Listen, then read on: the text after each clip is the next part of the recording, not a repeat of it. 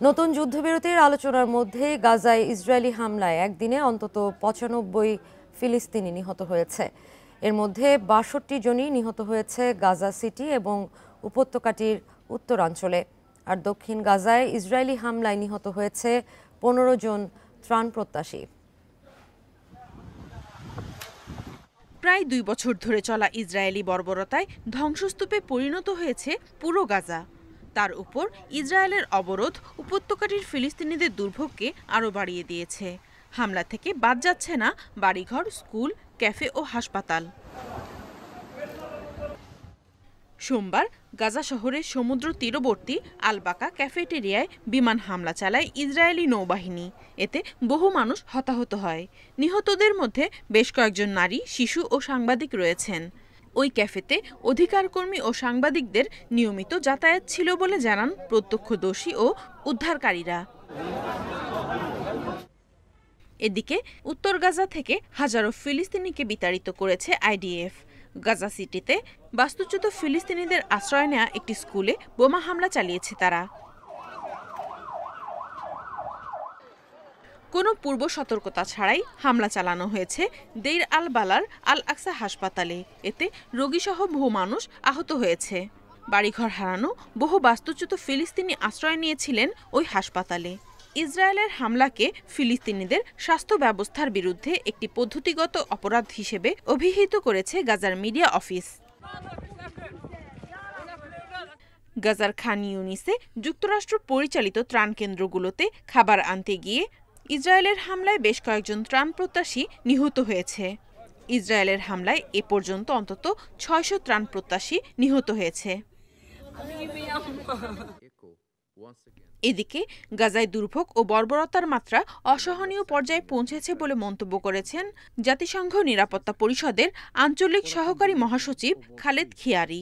ইসরায়েলের সামরিক অভিযানে গাজার অধিকাংশ এলাকা বসবাসের অযোগ্য হয়ে পড়ায় নিন্দা জানান তিনি। Nadia Tabassum, Independent News. Gaza যুদ্ধ নিয়ে আলোচনা করতে হংকং থেকে আমাদের সাথে যুক্ত হচ্ছেন জাহাঙ্গীরনগর বিশ্ববিদ্যালয়ের সহযোগী অধ্যাপক ডক্টর মোহাম্মদ ফরিদ হোসেন। ডক্টর ফরিদ হোসেন, আপনাকে স্বাগত। প্রথমে যে বিষয়টি জানতে চাই, ট্রাম্প এবং নেতানিয়াহুর সম্পর্ক নিয়ে, যে ইসরায়েল ইরান যুদ্ধবিরতির ঘোষণার পরে ট্রাম্পকে আমরা দেখেছি যে ইসরায়েলের উপর বেশ ক্ষোভ ঝাড়তে, ইরানের থেকেও তিনি ইসরায়েলের উপর ক্ষোভটা বেশি ঝেড়েছেন। আবার এদিকে নেতানিয়াহু ওয়াশিংটন যাচ্ছেন ট্রাম্পের সাথে বৈঠক করতে। বলা হচ্ছে যে গাজা যুদ্ধ নিয়ে চাপে আছে ইসরায়েল। বিষয়টিকে আপনি কিভাবে মূল্যায়ন করবেন?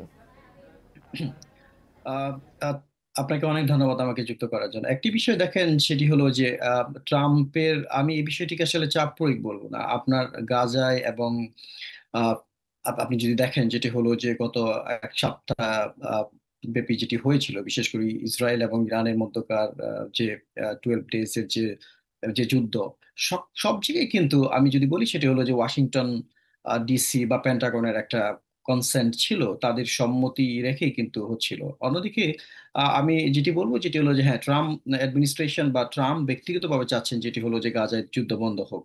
তো কারণ একটি বিষয় দেখে দেখেন যেটা হলো যে গ্লোবালি কিন্তু আপনার বিশেষ করে গাজায় যে এই যে গণহত্যা শেষ, তার বা বিরুদ্ধে কিন্তু সকল ধর্ম বর্ণ বলেন, আপনার সকল গোষ্ঠীর মানুষজন কিন্তু ঐক্যবদ্ধ হচ্ছে।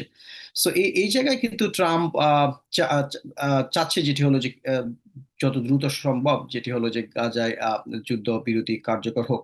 আর অন্যদিকে ট্রাম্পের আরেকটি বিষয় আপনি খুব সুস্পষ্ট, যেটি হলো যে আপনি যদি দেখেন যেটি হলো যে ট্রাম্প মিডল ইস্টে তার যে প্রভাব, বিশেষ করে তার যে ডিপ্লোম্যাটিক যে তার যে অ্যাক্টিভনেস অতি সাম্প্রতিক সময়ে, সেটি কিন্তু আরো বৃদ্ধি করার চেষ্টা করছে। আমরা যদি দেখি যেটি হলো যে তারা সিরিয়ার উপরে থেকে বিশেষ করে 518টি ব্যক্তি এবং প্রতিষ্ঠানের উপর যে দীর্ঘদিনের যে নিষেধাজ্ঞা ছিল, অর্থনৈতিক অবরোধ ছিল, সেটি কিন্তু তারা উঠিয়ে নিয়েছে। বিশেষ করে ট্রাম্পের ডিক্রিতে কিন্তু সেটি নির্দেশ দেওয়া হয়েছে এবং সেটি খুব দ্রুত কার্যকর হবে। তো সবকিছু মিলে, আর অন্যদিকে আপনি যদি দেখেন যেটি হলো যে ইসরায়েলের এয়ার ডিফেন্স সিস্টেম থেকে শুরু করে তাদের যে যুদ্ধ করার মতো বা যুদ্ধ চালিয়ে যাওয়ার মতো যে শক্তি সামর্থ্য, সেটি কিন্তু খুব দুর্বল এখন বর্তমান যে অবস্থা রয়েছে। যার ফলে কিন্তু আপনি যদি দেখেন সেটি হলো যে ট্রাম্প অ্যাডমিনিস্ট্রেশন কিন্তু 510 মিলিয়ন ইউএস ডলারের যে আপনার যে বোমা সরঞ্জাম, সেটি কিন্তু ইসরায়েলের এয়ার ডিফেন্স ফোর্সকে কিন্তু আম, হস্তান্তরের কিন্তু চুক্তি সেটি কিন্তু চূড়ান্ত পর্যায়ে রয়েছে। এই বিষয়ে কিন্তু আপনার বিশেষ করে ট্রাম্পের সাথে বেনিয়ামিন নেতানিয়াহুর কিন্তু আলোচনা হওয়ার কথা রয়েছে। সব মিলিয়ে কিন্তু আমি যদি বলি সেটি হলো যে মার্কিন প্রশাসন বা নেতানিয়াহু কারো কিন্তু এরকম কোনো উদ্বেগ বা এরকম কোনো কনসার্ন নেই যে খুব দ্রুত গাজায় গণহত্যা বন্ধ হতে হবে। আমি আমি যদি বলি যেটি হলো যে এটা এই জায়গায় প্রেশার যে বিষয় মার্কিন যুক্তরাষ্ট্রের ইসরায়েলের উপর, সেটি কিন্তু আমি সেভাবে বিষয়টিকে আমি মনে করি না। ডক্টর ফরিদ, একটি বিষয় বেশ কিছুদিন ধরেই আমরা ট্রাম্পের শান্তিতে নোবেল পাওয়ার বিষয়টি নিয়ে অনেক জল্পনা কল্পনা চলছে, অনেক গণমাধ্যমে খবরও এসেছে এবং আমরা দেখেছি যে ভারত পাকিস্তানের যে সংঘাত সেটি বন্ধে ট্রাম্প একটি ক্রেডিট নিয়েছেন, যদিও ভারত সেটা অস্বীকার করেছে। আবার ইরান ইসরায়েল যুদ্ধে যুক্তরাষ্ট্র ইরানে হামলা করে আবার এই যুদ্ধবিরতি কার্যকরের ঘোষণা দিলেন ট্রাম্প। এখন এরপরে আবার ইসরায়েলের উপর ক্ষোভ ছাড়া, এগুলো কি আসলে আই ওয়াশ কিনা, যে মানুষকে দেখানো যে আমি শান্তি প্রতিষ্ঠা করছি, এমন কোনো বিষয় কিনা? আহ, এই এই বিষয়টিকে আমি আহ, দুভাগে ভাবে দেখবো। সেটি হলো যে একটি বিষয় যেটা হলো যে আপনার আমি যদি বলি যেটা হলো যে despite all of the criticism, বিশেষ করে ট্রাম্পের এগেইনস্টে, তারপরেও কিন্তু ট্রাম্প কিন্তু আপনি যদি জেলে দেখেন যেটি হলো যে গ্লোবাল লিডার হিসেবে ট্রাম্পের যে আপনি তৎপরতা, বিশেষ করে যুদ্ধ বন্ধের ক্ষেত্রে বা যুদ্ধ কন্টিনিউ করার ক্ষেত্রে বা ইরানকে অস্থিতিশীল করার ক্ষেত্রে বা মধ্যপ্রাচ্যে তার উপস্থিতি, মার্কিন যুক্তরাষ্ট্রের উপস্থিতি বা মধ্যপ্রাচ্যের আমি যদি বলি যেটা হচ্ছে সংকট নিরসনে, একমাত্র ট্রাম্পই কিন্তু গ্লোবাল লিডার হিসেবে তার সবচেয়ে বেশি, আমি যদি বলি যেটা হলো যে সে এবং তার প্রশাসন একটি রোল প্লে করেছে। যে জায়গাটি আমি আমি আগেও বলেছি সেটি হলো যে আম, মার্কিন যুক্তরাষ্ট্র ছাড়া বিশেষ করে অন্যান্য যারা যে গ্রেট পাওয়ার্স গুলো রয়েছে, বিশেষ করে রাশার এখন যে ভঙ্গুর অবস্থা, বিশেষ করে তারা অলরেডি দীর্ঘমেয়াদী যুদ্ধে লিপ্ত বা তাদের আর্থিক সক্ষমতার বিষয়টি কিন্তু খুব গুরুত্বপূর্ণ। বাট যাদের ভূমিকা পালন করার কথা ছিল, বিশেষ করে বেইজিং, বিশেষ করে শি জিনপিং আমি যদি বলি যে ডিপ্লোম্যাটিক্যালি কিন্তু এই ইরাক সরি ইরান এবং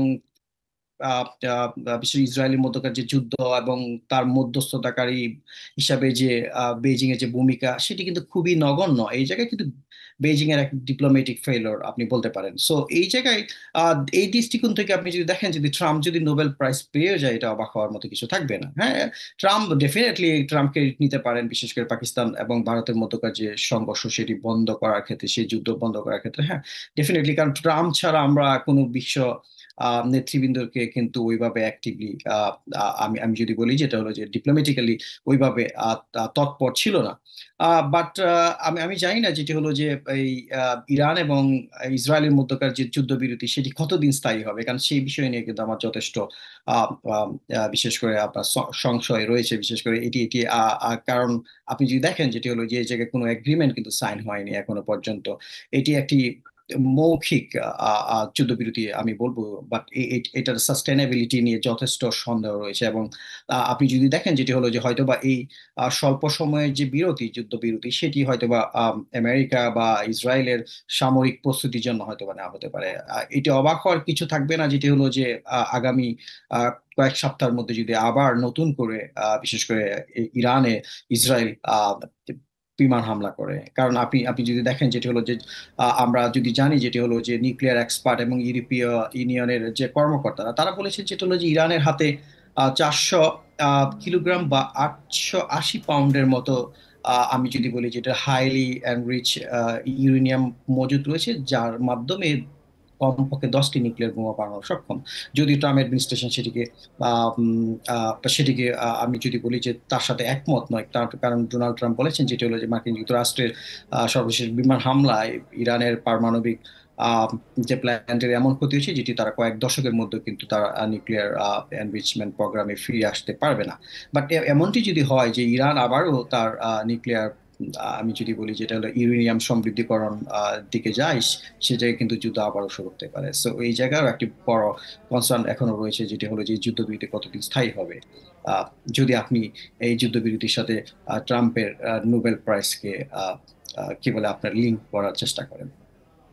ডক্টর ফরিদ হোসেন, আপনাকে ধন্যবাদ আমাদের সাথে যুক্ত হওয়ার জন্য।